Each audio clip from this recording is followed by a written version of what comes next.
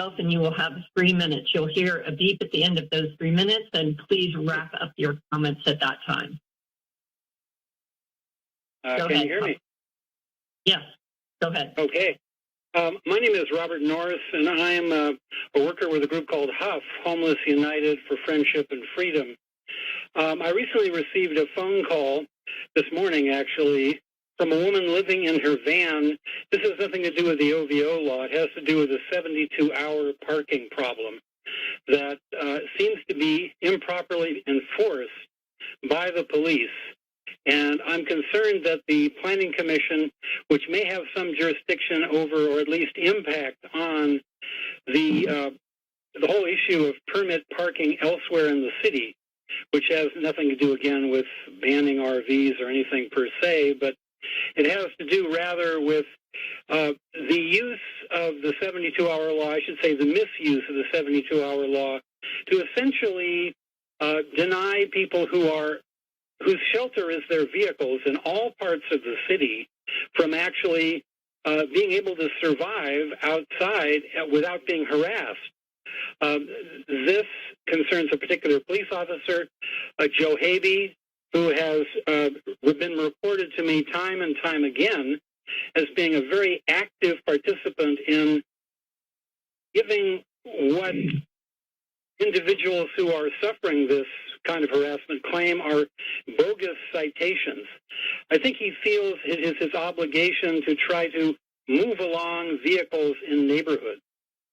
Now, I don't know what kind of action the Planning Commission can take on this kind of behavior, but it's of particular concern to a woman, Alicia Cool, who has been to you before, and you actually have supported her in the past, although City Council turned you down when the attempt was made to appeal a restrictive ordinance on parking.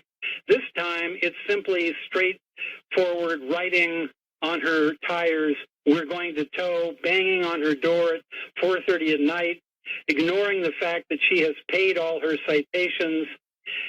I'm concerned about this more broadly, not just for her. Now, she's an activist with a group called the Santa Cruz Homeless Union, and as such may be, I'm not saying she necessarily is, but she may be a target because of her outspoken opposition to police department policy generally on this issue. There is a legitimate use for the 72-hour storage law if people are abandoning their vehicles or parking beyond that period of time, but if they're not, the question arises, how can the public be protected from over-eager enforcers, of which there are many? The police department has at least 35 volunteer parking sort of para-police who are empowered to go about and green stickers. So into this issue, and thank you for hearing this. Thank you for your comments. Okay, thank you for your comments. I think we have one more hand. Please identify yourself, and you have 3 minutes.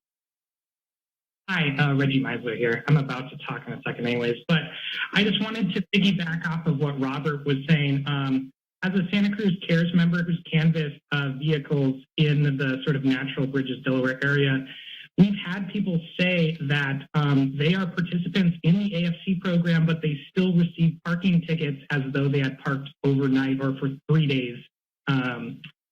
So the police are not making any sort of attempt to keep track of who is participating and registered in programs like AFC, which I find problematic. On top of obviously the very,